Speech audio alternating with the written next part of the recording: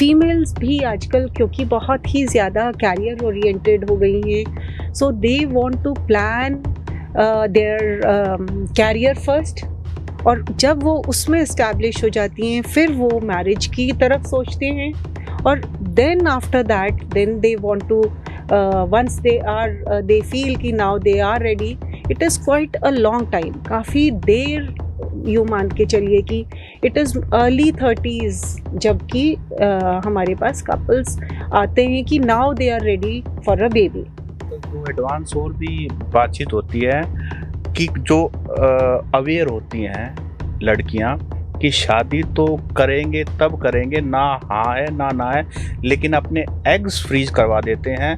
अगर कल को कोई कॉम्प्लिकेशंस आया तो we can use with the help of technology. बिल्कुल, सोशल एग फ्रीजिंग मीन्स कि आपको एज सच कोई ऐसी मेडिकल प्रॉब्लम नहीं है कि एग आपको प्रिजर्व करवाने हैं। कुछ हो सकता है किसी को कैंसर है, तो वो एक मेडिकल रीज़न है जिसमें हम कैंसर की ट्रीटमेंट से पहले एग्स को फ्रीज करते हैं। ओवर टाइम मैंने बहुत ऑब्जर्व किया है कि शायद 10 साल पहले जब हम बात करते थे तो कोई भी पेशेंट ये नहीं चाहता था कि दूसरे को भी पता चले कि वो आईवीएफ से कंसीव हुआ है।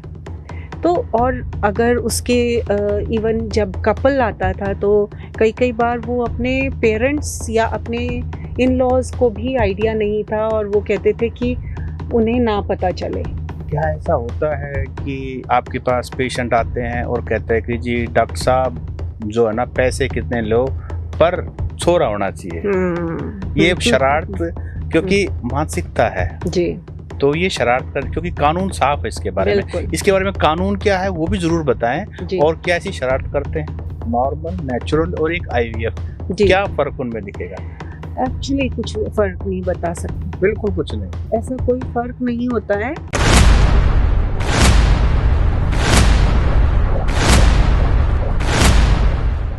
नमस्कार, द हरियाणा टॉक्स में आपका स्वागत है। आज हमारे पॉडकास्ट स्टूडियो में विशेष मेहमान है doctor Jyoti Malik. J institute of medical sciences से आप स्पेशलिस्ट हैं, और आज हम एक बहुत ही संवेदनशील ज़रूरी मुद्दे पर बातचीत करने वाले हैं। आईवीएफ, जिसको आम भाषा में आप टेस्ट ट्यूब बेबी के नाम से भी यूजुअली हम बातचीत करते हैं। आज से कुछ साल पहले तो आईवीएफ या फिर टेस्ट ट्यूब बेबी सुनते ही सबके कान खड़े हो जाते थे और हम शायद विस्पर्स में बातचीत करते थे।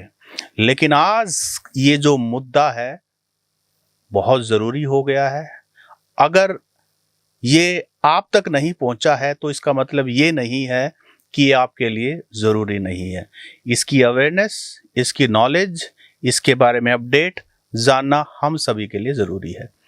तो अब हम बातचीत करेंगे डॉक्टर ज्योति मलिक से, जो कि आईवीएफ स्पेशलिस्ट हैं, आईवीएफ एक्सपर्ट हैं, इस ज़रूरी मुद्दे के बारे में। मैडम, आपका बहुत बहुत स्वागत है। Thank you. डॉक्टर साहब, हरियाणा जहाँ दूध दही का खाना, यूजुअली हरियाणा की जो पहचान है ना, यहाँ तो पहलवान है, स्पोर्ट्स पर्सन है, हमारी बेटियाँ मेडल लेके आती हैं, किसान है, जवान है, पहलवान है, तो कितनी मैशो इमेज है हमारे हरियाणा की। और आप जिस चीज़ की स्पेशलिस्ट हैं, आईवीएफ, आम आदमी इसको अलग अलग तरीके से इंटरप्रेट करता है। तो थोड़ा सा मैं ये जानना चाहूँगा कि ये आईवीएफ क्या है, और इसको टेस्ट ट्यूब बेबी भी कहते हैं, तो क्या टेस्ट ट्यूब के अंदर बेबी होती है? बहुत कुछ है, तो थोड़ा बताएं। मिस्टर धनकर, एक बहुत ही आपने बहुत एक सिंपल क्वेश्चन उठाया कि आईवीएफ क्या एक टेस्ट ट्यूब के अंदर बेबी हम पैदा कर रहे हैं। तो एक्चुअली ऐसा नहीं है कि बेबी को टेस्ट ट्यूब में ग्रो किया जा रहा है। आईवीएफ एक ऐसी प्रक्रिया है, और जैसा कि आपने कहा कि हरियाणा में दूध दही का खाना, हमारे गर्ल्स आजकल मेडल्स लेके आ रही हैं ओलंपियाड्स में, हमारे शूटर्स नाम कमा रहे हैं, हमारे बॉक्सर्स, पहलवान, तो ऑब्वियसली हम एक हेल्दी स्टेट हैं। लेकिन हेल्दी डज नॉट मीन्स कि आप रिप्रोडक्टिव हेल्थ भी आपकी उतनी ही अच्छी रहेगी। जैसे कि अगर हम देखें कि जिम जो करते हैं वो कुछ स्टेरॉइड्स अगर ले रहे हैं जी। तो उससे इनफर्टिलिटी के ऊपर बहुत इफेक्ट पड़ता है, सीमेन फैक्टर्स के ऊपर बहुत इफेक्ट पड़ता है। तो चाहे आप एक जिमर को देखेंगे वो बहुत उसका फिजिकल बहुत बॉडी बिल्डिंग मस्कुलर। मस्कुलर होगा, लेकिन ये एक बहुत ही गंभीर समस्या है क्योंकि वो कोई स्टेरॉइड या एनाबॉलिक्स स्टेरॉइड्स यूज करते हैं जिससे कि मेल स्पर्म इफेक्ट होता है और मेल फैक्टर भी 25 to 50% रीजन है इनफर्टिलिटी का। अब अगर मैं बताऊं कि ये आईवीएफ क्या है या हम इसे टेस्ट ट्यूब बेबी क्यों बोलते हैं, कि आईवीएफ में हम एग्स लेडी से लेते हैं, जेंट्स से हम स्पर्म लेते हैं, हस्बैंड स्पर्म देता है, उन स्पर्म्स को हम एक पेट्री डिश में स्पर्म्स और एग्स को फर्टिलाइज होने के लिए रख देते हैं, इंक्यूबेट कर देते हैं, और आफ्टर जो बेस्ट स्पर्म है वो एग को फर्टिलाइज करता है और फिर 2 to 3 days 5 days बाद हम उसे देखते हैं, इंक्यूबेटर्स में रखते हैं।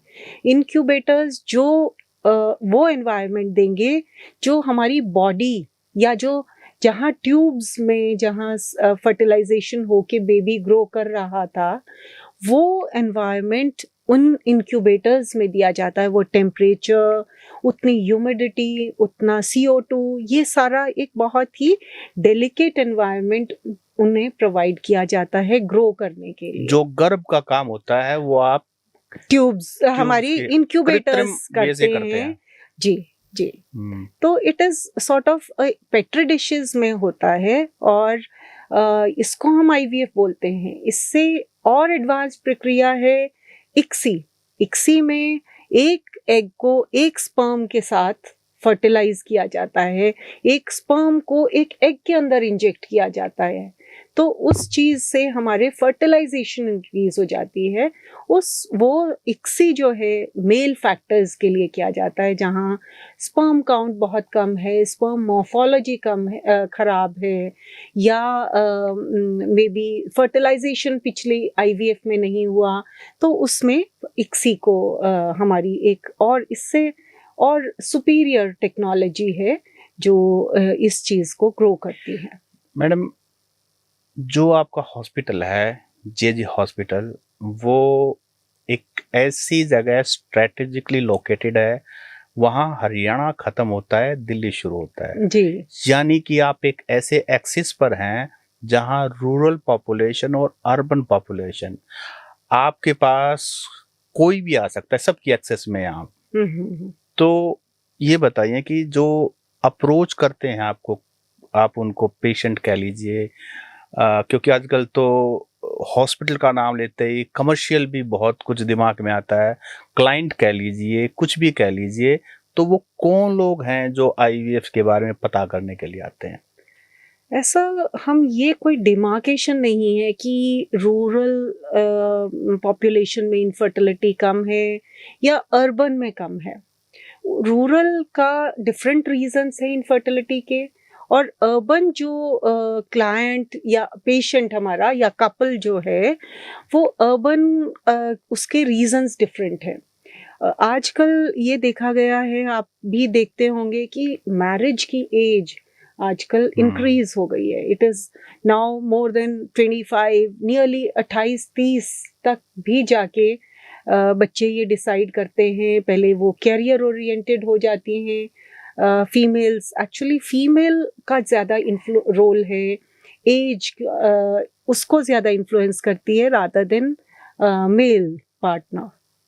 बट फीमेल्स भी आजकल क्योंकि बहुत ही ज़्यादा कैरियर ओरिएंटेड हो गई हैं, so they want to plan their career first, और जब वो उसमें एस्टैब्लिश हो जाती हैं फिर वो मैरिज की तरफ सोचते हैं, और then after that then they want to once they feel कि now they are ready, it is quite a long time, काफ़ी देर यूँ मान के चलिए कि इट इज़ अर्ली 30s, जबकि हमारे पास कपल्स आते हैं कि now they are ready for a baby. तो एडवांस्ड एज जो है वो एक बहुत बड़ा एक फैक्टर होता जा रहा है आजकल की युवा पीढ़ी में, जो एक one of the major factors है as a cause for infertility. जी, लड़कियों की आपने बातचीत की, तो लड़कियों में ना आजकल पैटर्न जो देखना अगर एक तो शादी नहीं करवानी करवानी है तो पहले कुछ अपना मुकाम बना ले, बिल्कुल फिर बनानी है। बिल्कुल। और आजकल तो एडवांस और भी बातचीत होती है कि जो अवेयर होती हैं लड़कियां कि शादी तो करेंगे तब करेंगे, ना हाँ है ना है, लेकिन अपने एग्स फ्रीज करवा देते हैं। अगर कल को कोई कॉम्प्लिकेशंस आया तो we can use with the help of technology. बिल्कुल, ये कितना प्रेवलेंट है? ये बहुत प्रेवलेंट, खैर अभी हरियाणा में उतना प्रेवलेंट नहीं हुआ है जितना ये दूसरी may be Delhi and bigger cities में जो ये कल्चर आ गया है। और शायद ये कल्चर ठीक भी है, और हम इसे सोशल एग फ्रीजिंग बोलते हैं। सोशल एग फ्रीजिंग मीन्स कि आपको एज सच कोई ऐसी मेडिकल प्रॉब्लम नहीं है कि एग आपको प्रिजर्व करवाने हैं। कुछ हो सकता है किसी को कैंसर है, तो वो एक मेडिकल रीजन है जिसमें हम कैंसर की ट्रीटमेंट से पहले एग्स को फ्रीज करते हैं। पर ये जो रीजन है जिसमें कि गर्ल्स ये सोचती हैं कि अभी वो शायद उन्हें राइट पार्टनर नहीं मिला है या अभी राइट एज नहीं है मैरिज करने की, तो they go for this egg freezing. और उसमें वो हम से it is a process similar to IVF. इसमें भी हम इंजेक्शंस दे के उनको एग्स बढ़ा के उनके एग्स का एक प्रॉपर जब साइज हो जाता है, उन एग्स को उनकी बॉडी से हम एक बहुत ही मिनिमल सॉर्ट ऑफ प्रोसीजर कह सकते हैं, पिकअप करते हैं, एग्स को निकालते हैं और उन एग्स को फ्रीज कर लिया जाता है। उन एग्स को हम ओवर ईयर्स फ्रीज कर सकते हैं। It is known as oocyte freezing. और जब लड़की अपना राइट पार्टनर चुन लेती है और अगर वो राइट एज पे है, may be she is again 32-33 पे उसने डिसाइड कर लिया कि वो फैमिली स्टार्ट करना चाहती है, तो जरूरी नहीं है कि वो उन एग्स को यूज करे। हो सकता है वो नॉर्मली भी कंसीव कर जाए, तो पर ये एक सॉर्ट ऑफ एक इंश्योरेंस है उसका, उसकी फर्टिलिटी इंश्योरेंस उसने कर ली कि अगर जरूरत पड़े तो उसके oocytes हमारे पास प्रिजर्व्ड हैं। जब एक राइट पार्टनर मिलता है तो उसके सीमेन के साथ इन एग्स को फर्टिलाइज करके हम एम्ब्रियो बना के, बेबी बना के, एम्ब्रियो को हम बेबी को हम एम्ब्रियो बोलते हैं साइंटिफिक टर्म में, तो इस एम्ब्रियो को फिर उसकी यूट्रस में ट्रांसफर किया जाता है। डॉक्टर साहब, क्या ये सब कुछ लीगल है? और क्योंकि बहुत सारे के सवाल है, और दूसरी बात समाज में इसकी एक्सेप्टेंस कितनी तक पहुंच गई है? कहीं ऐसा कि जो पेशेंट आते हैं या जो आईवीएफ टेक्नोलॉजी का यूज करना चाहते हैं मुंह ढक के आते हैं, या फिर अपनी प्रिवेसी को लेकर के भी थोड़ा सा कंसर्न दिखाते हैं कि हमारी बात कहीं बाहर ना जाए, हमारे डॉक्यूमेंट्स, हमारी चर्चा कहीं और एग्जाम्पल ना दिया जाए, ऐसा कुछ?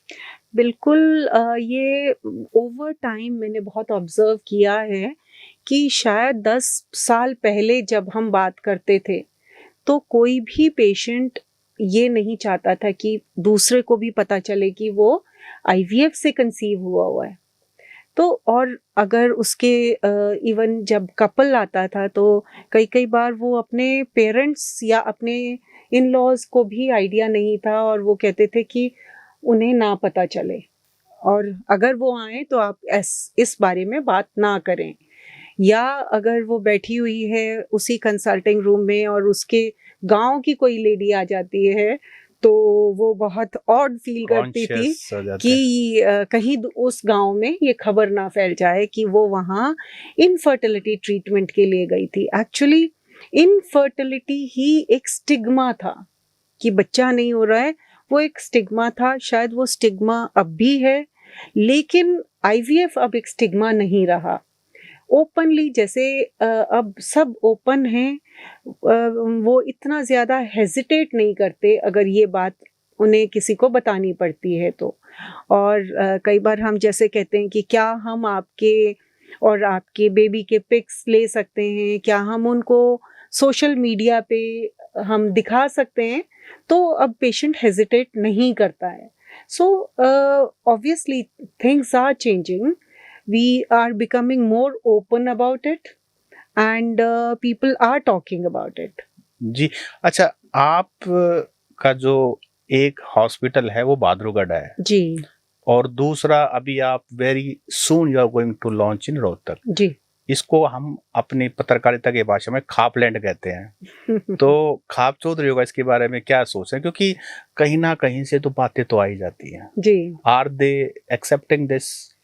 हाँ हाँ, मेरे ख्याल से ऐसा कुछ वो नहीं है कि किसी को इसके बारे में ऑब्जेक्शन होना चाहिए, क्योंकि देखिए कोई भी ये एक डिजीज है, कोई प्रॉब्लम है, तो हमें उस प्रॉब्लम को क्यों ना सॉर्ट आउट करें।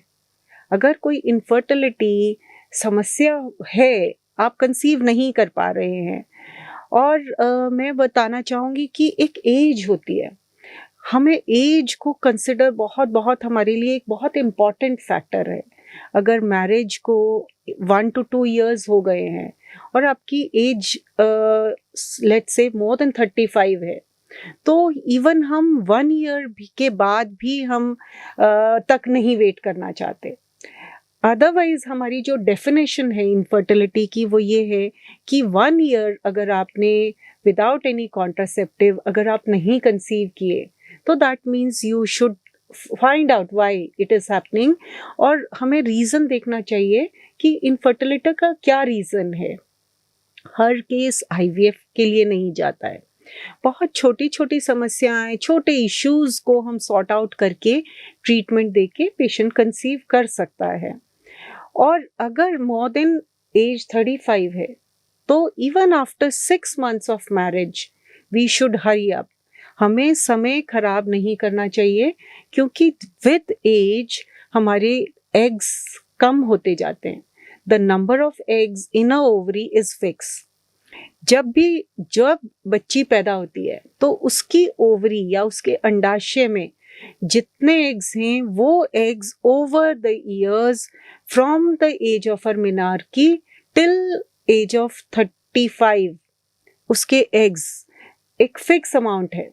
35 के बाद ये नंबर कम होता चला जाएगा और 40, 42, 45 तक ये काफ़ी कम हो जाता है। सो नियरली 300 एग्स हमारे 300 के आसपास होते हैं, जो over lifetime from menarche till menopause होते हैं। ग्रेजुअली इनका नंबर और इनकी quality down the line, down age कम होती चली जाती है।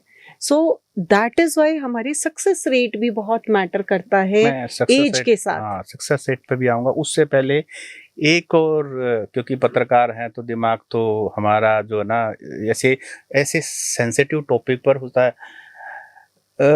क्या ऐसा होता है कि आपके पास पेशेंट आते हैं और कहते हैं कि जी डॉक्टर साहब जो है ना पैसे कितने लो पर छोरा होना चाहिए। ये शरारत, क्योंकि मानसिकता है जी, तो ये शरारत कर, क्योंकि कानून साफ है इसके बारे में। इसके बारे में कानून क्या है वो भी जरूर बताएं, और क्या ऐसी शरारत करते हैं। देखिए ये एक ह्यूमन टेंडेंसी है, और एक्चुअली जिनके पास पहले फीमेल है वो तो हमेशा यही चाहते हैं कि उनको एटलीस्ट फैमिली कंप्लीट हो जाए। इनडायरेक्टली वो पॉइंट वहीं तक बात को लेके जाते हैं। लेकिन एक तो हमारा कानून बिल्कुल क्लियर है कि हमें कोई भी इस विषय में सेक्स डिटर्मिनेशन की बात करनी ही नहीं है। और दूसरा, एक्चुअली आईवीएफ से हम डिटर्मिन भी नहीं कर सकते हैं। पीसीपीएनडीटी एक्ट काम करता है इसके अंदर। पीसीपीएनडीटी एक्ट काम करता है, लेकिन ये आईवीएफ में ऐसा है कि सेक्स सिलेक्शन हो जाए ये पॉसिबिलिटी नहीं होता है, पॉसिबल ही नहीं होता है। There are further tests which can help, but it is against the law, so no doctor does it.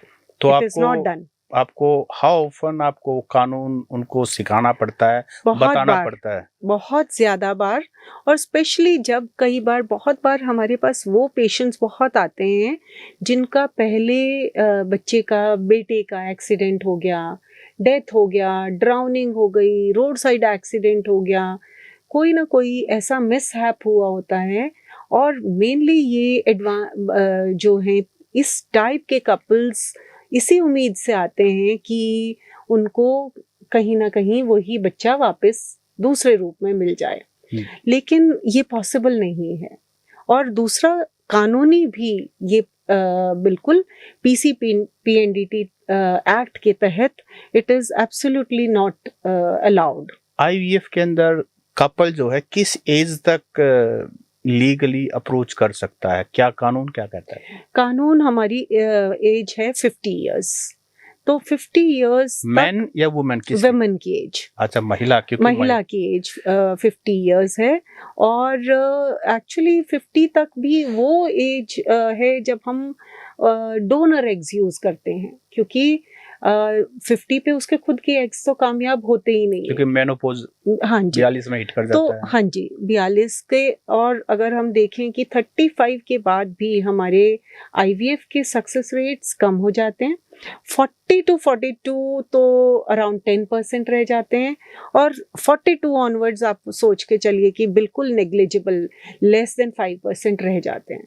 So any time अगर 40 के आसपास की एज है तो अल्टीमेटली लेडी को डोनर एग का ट्रीटमेंट लेना पड़ता है, जिसमें हम oocyte डोनर लेते हैं।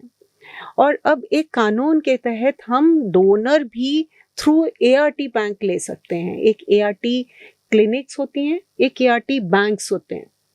अगर हम डोनर लेंगे, चाहे जैसे हमारे पास बहुत पेशेंट्स हमें रिक्वेस्ट करते हैं कि हमारे नोन है, मेरी सिस्टर है या भाभी है जो एग देना चाहती है, तो आजकल हम नॉन डोनर ले सकते हैं, वो लॉ हमें अलाउ करता है। बट वो डोनर हमें रूट करना है थ्रू ART बैंक।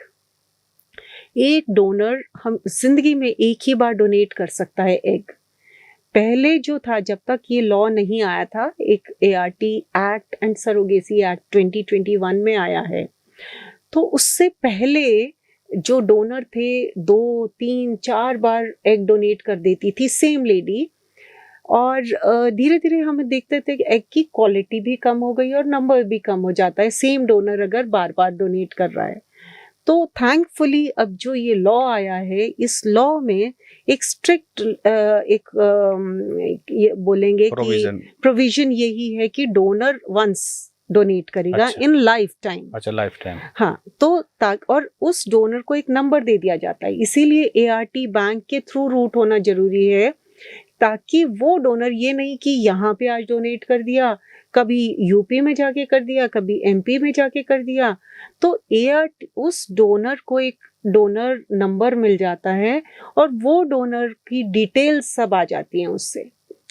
तो मल्टीपल डोनेशंस जो हैं वो आजकल अलाउड नहीं है जी। अच्छा डॉक्टर साहब, जो पेशेंट्स आपके पास आते हैं या जो कपल आपके पास आते हैं, इसके लिए आप लोग उनकी प्राइवेसी का कितना ध्यान रखते हैं? क्योंकि सोशली अभी भी एक्सेप्टेंस, देखिए it is a very private affair, और डॉक्टर के पास तो चाहे कोई भी पेशेंट आए, हमें हर पेशेंट की प्राइवेसी मेंटेन करनी ही है। कानून भी है मेडिकल हिस्ट्री आपको। बिल्कुल, हमें कोई भी, हम किसी को किसी की बात हम रिवील नहीं कर सकते, किसी की हिस्ट्री रिवील करना इज बियॉन्ड आवर एथिक्स। मतलब हमारे एथिक्स जो हैं वो ये कहते हैं कि हमें किसी की प्रॉब्लम को या किसी की प्राइवेसी को पब्लिक नहीं करना है।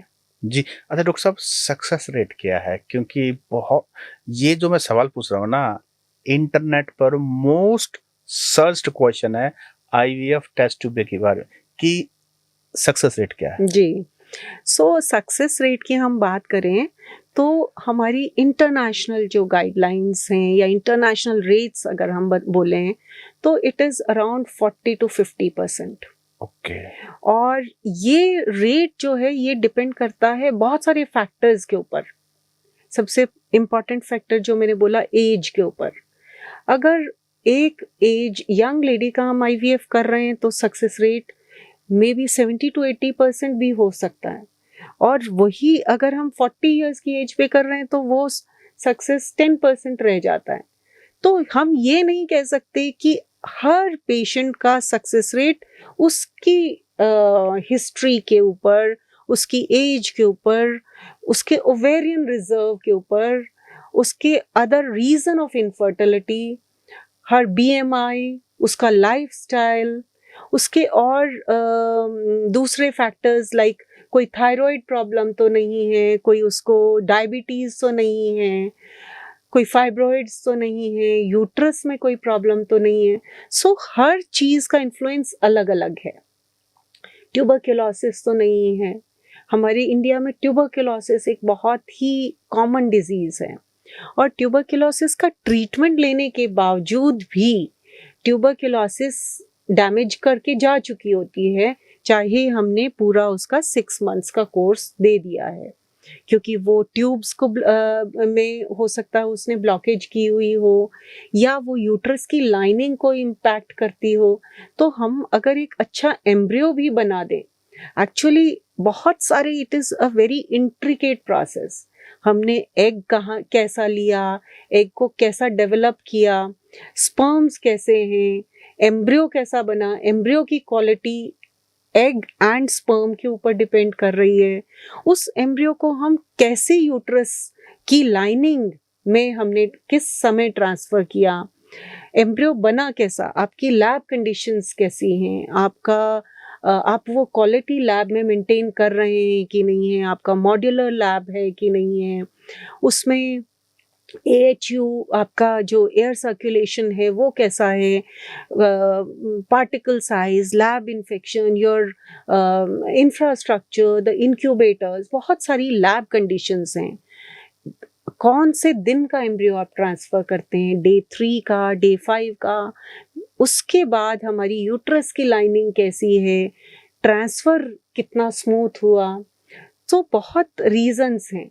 और उसके बावजूद भी 50% ऑफ द टाइम्स जब हमने एक बेस्ट एम्ब्रियो ट्रांसफ़र कर दिया तो भी इम्प्लांटेशन ना होने की और रीजंस हैं। हो सकता है वो एम्ब्रियो जेनेटिकली हेल्दी ना हो, देखने में हमें वो एम्ब्रियो बहुत अच्छा लग रहा है, लेकिन वो जेनेटिकली शायद जब हम 10 एम्ब्रियो निकालते हैं तो उसमें से 50% of the embryos are aneuploid. That means they are not healthy. Only 50% are healthy. तो अब हमने एम्ब्रियो देख के ट्रांसफर किया, लेकिन अगर हम उसका जेनेटिक टेस्ट करते तो हमारा शायद हमने एक जेनेटिकली यूप्लॉइड एम्ब्रियो ट्रांसफर किया, success rate will go to 80-90%। तो हम क्या कर रहे हैं उस सब के ऊपर है, हम एक ब्लैंकेट सक्सेस रेट नहीं बोल सकते हैं। जी, अच्छा डॉक्टर साहब, how long you have been associated with this IVF? मैंने 2003 में स्टार्ट किया था हॉस्पिटल, JJ हॉस्पिटल, जो पहले बहादुरगढ़ में जीवन ज्योति हॉस्पिटल के नाम से था, और फिर हमने 2008 में इसको एक प्राइवेट लिमिटेड बना किया और JJ institute of medical sciences शुरू किया था।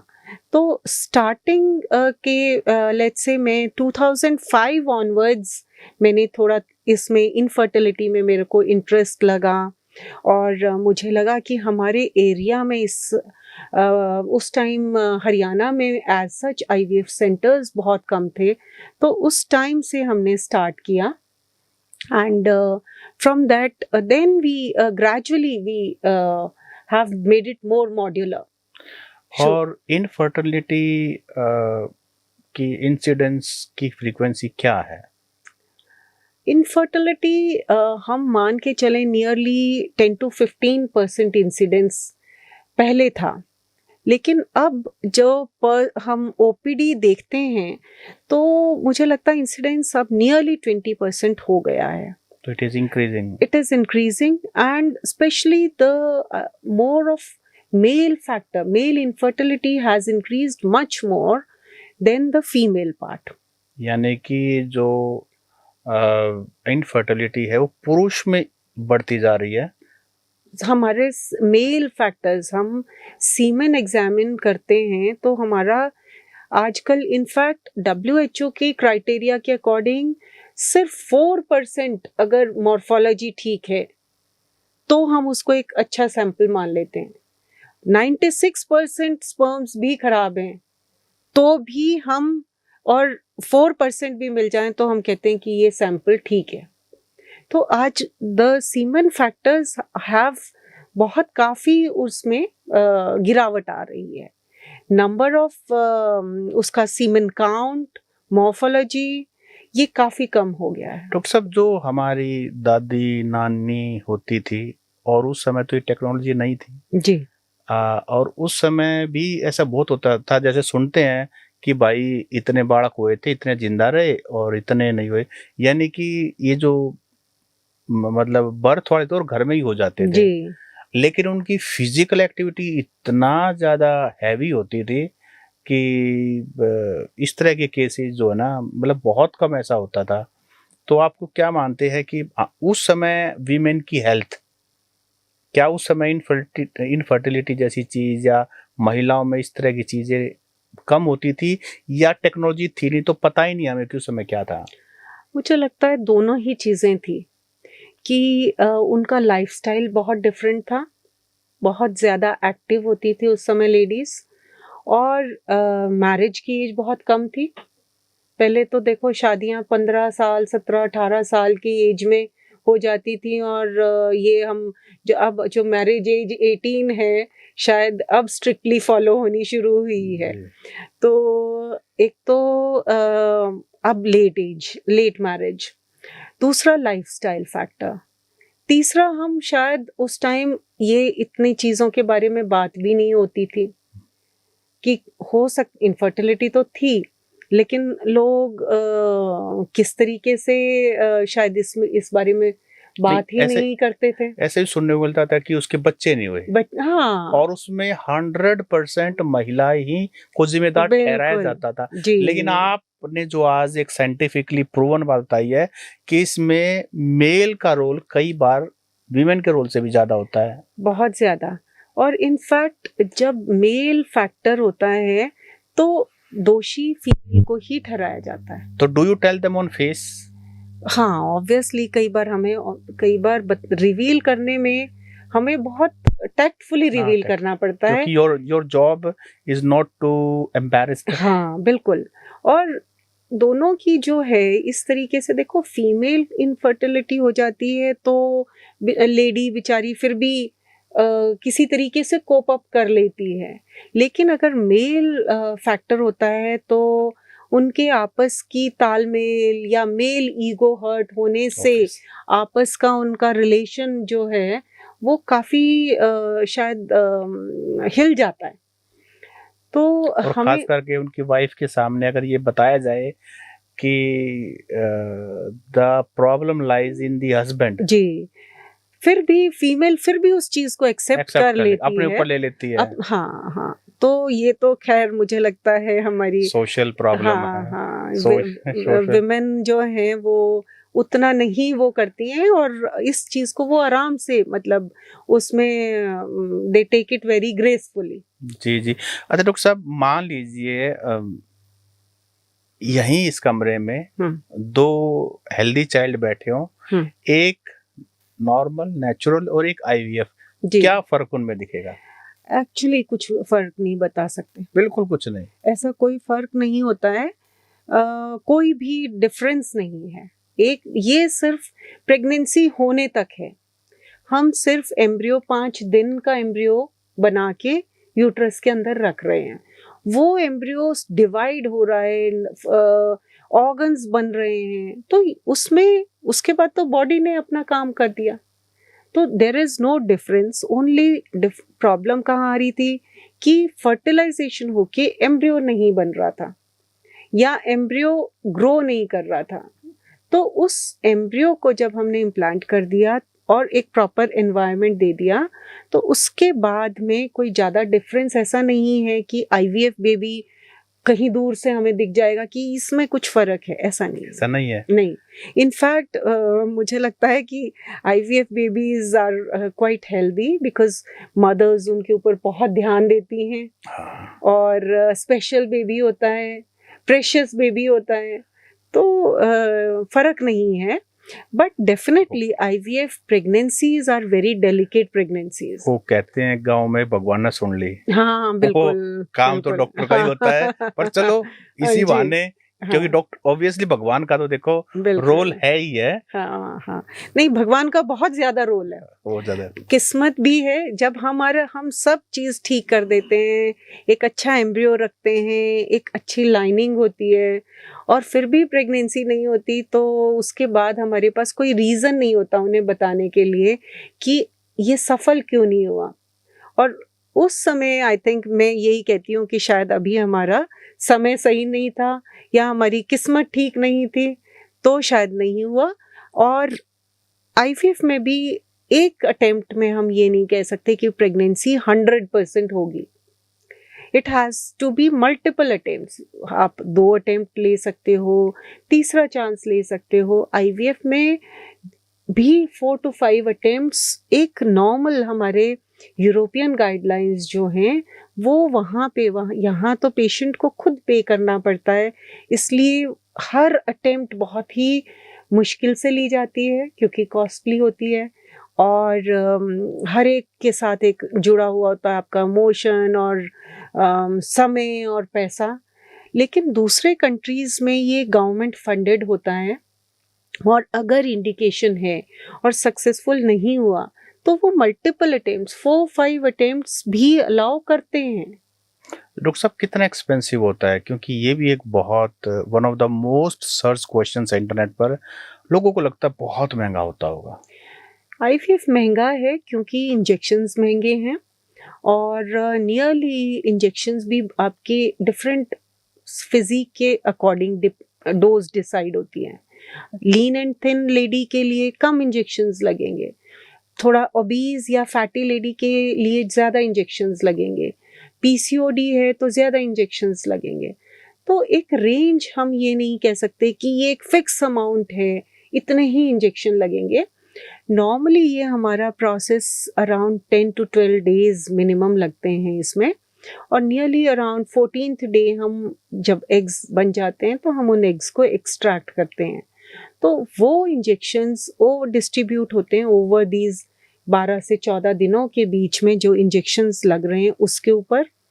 फिर हमने कौन से इंजेक्शन लगाने हैं, इंजेक्शन डिफरेंट क्वालिटी के भी हैं। आपने बहुत हाई एंड इंजेक्शन लगाने हैं क्योंकि पहले उसका आईवीएफ फेल हो चुका है, तो आप रिकॉम्बिनेंट एफएसएच, रिकॉम्बिनेंट एलएच लगाओगे।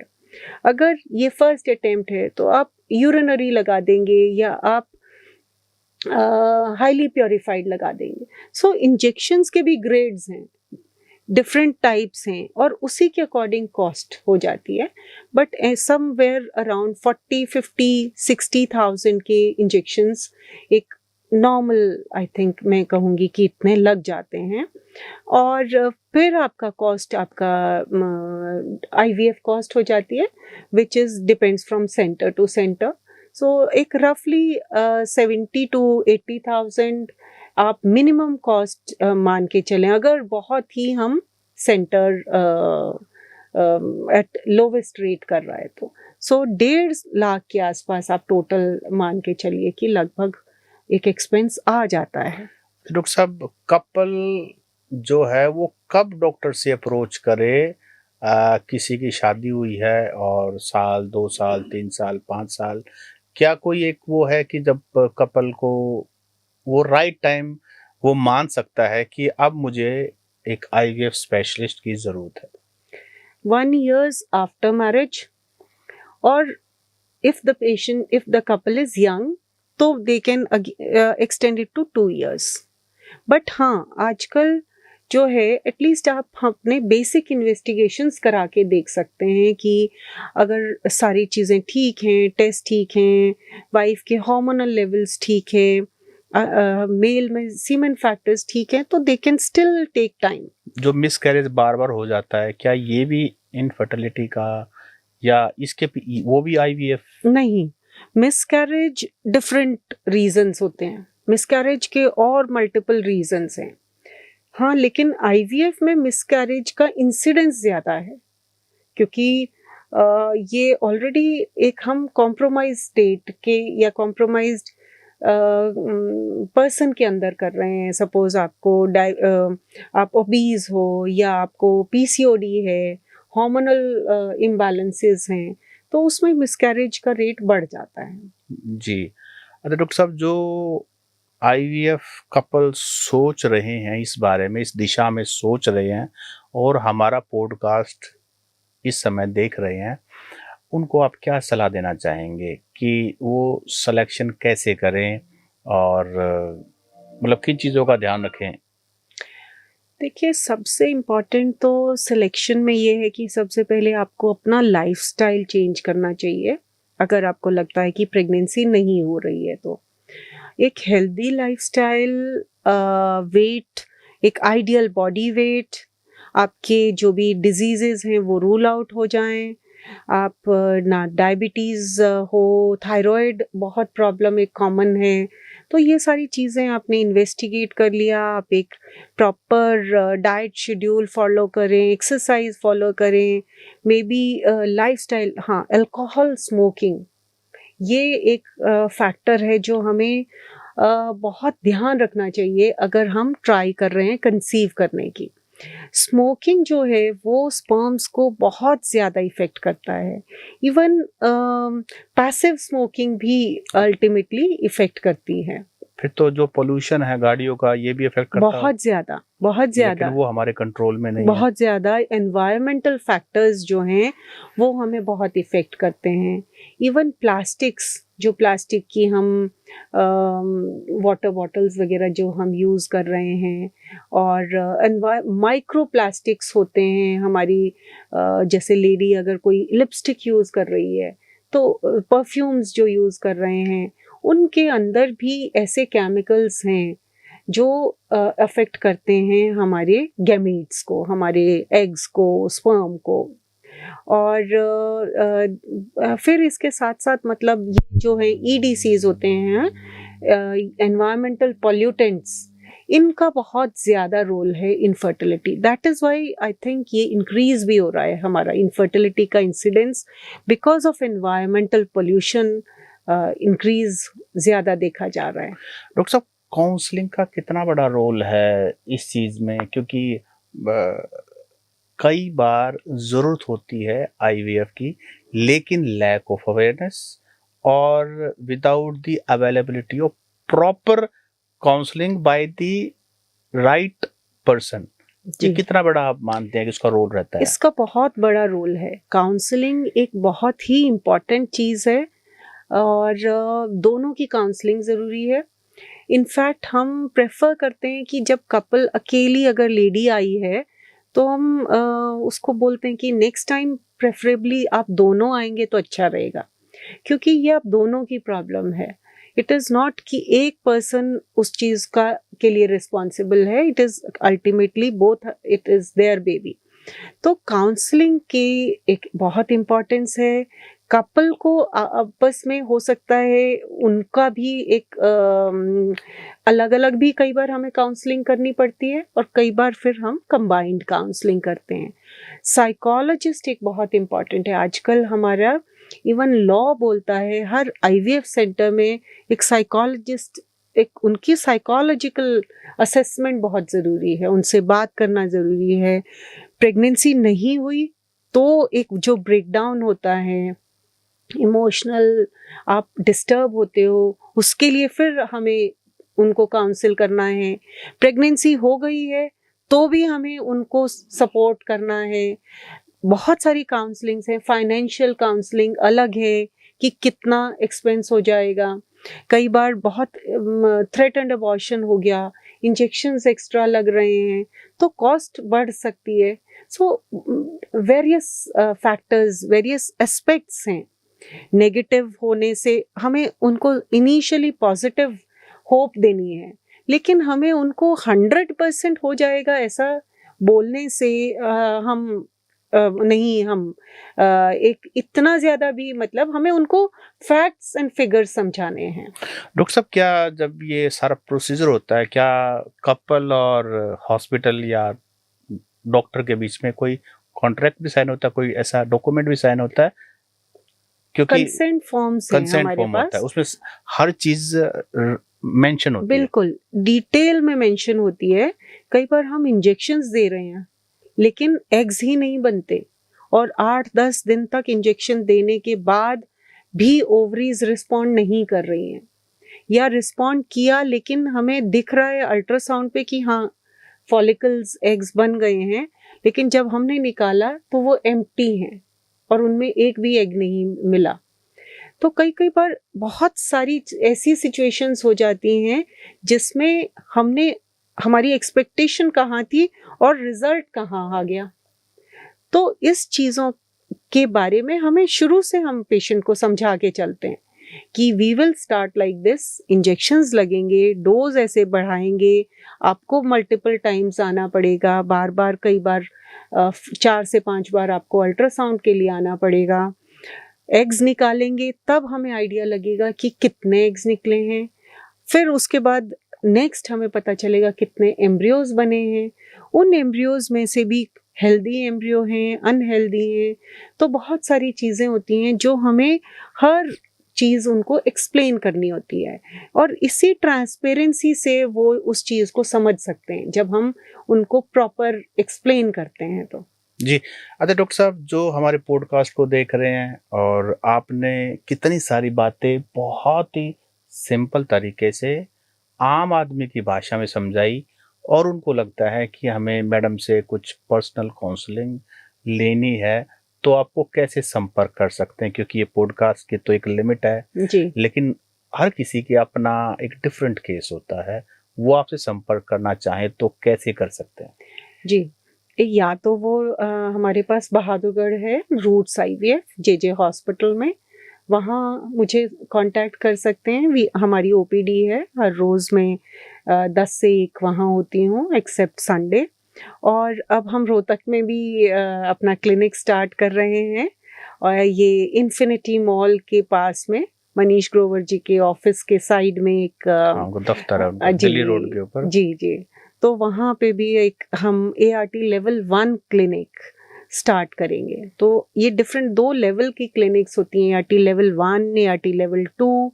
तो हर एक में हम कितना कुछ कर सकते हैं वो बाउंड्रीज होती हैं, पर रोहतक में भी ये हम फैसिलिटी कोई डेडिकेटेड मोबाइल नंबर है, अगर आप वो भी बताना चाहें तो नोट कर लेंगे। आप मुझे कांटेक्ट कर सकते हैं 7056682001 पर। तो आप मुझे फ़ोन कर सकते हैं और होपफुली मैं I will be happy to help you. जी, तो ये थी doctor Jyoti Malik, JJ hospital Bahadurgarh से, और डॉक्टर साहब IVF स्पेशलिस्ट हैं। और देखो, हमने कोशिश की है कि इस पॉडकास्ट में हम वो सब बातें पूछें जो एक आम आदमी की भ्रांतियां होती हैं, उनके सवाल होते हैं। हमने कोशिश की है कि उसी सोशल कॉन्टेक्स्ट में सारी बातें पूछी जाए। हर सवाल तो नहीं पूछा जा सकता, लेकिन मोटा मोटा हमने जो है ना, दूध दही का खाना, ऐसा हमारा हरियाणा। लेकिन साइंटिफिकली जो रिप्रोडक्टिव हेल्थ है वो एक अपने आप में एक अलग बात है। जरूरी नहीं आपका शरीर पहलवान जैसा है तो रिप्रोडक्टिव हेल्थ भी वैसा ही हो, तो ये एक बिल्कुल अलग बात है। तो डॉक्टर साहब ने साइंटिफिकली हर बात का जवाब देने की कोशिश की है। फिर भी आपके सवाल है तो डॉक्टर साहब ने अपना संपर्क जो है नंबर वो भी बताया है, हॉस्पिटल है उसका एड्रेस भी बताया। आप डॉक्टर साहब से डायरेक्ट कांटेक्ट कर सकते हैं, अपनी बात रख सकते हैं, विमर्श कर सकते हैं। डॉक्टर साहब देखो, मैं तो इसलिए आई एम वेरी हैप्पी कि आपने हर बात को ना आम आदमी की भाषा में सरलता से बताया जी, क्योंकि हमें उन लोगों तक पहुंचना है जिन लोगों के पास शायद अभी चीजें सिंपल फॉर्म में ना गई हो। जी बिल्कुल। तो आपका बहुत बहुत धन्यवाद, आप स्टूडियो में आए, समय दिया। Thank you. नमस्कार। Thank you.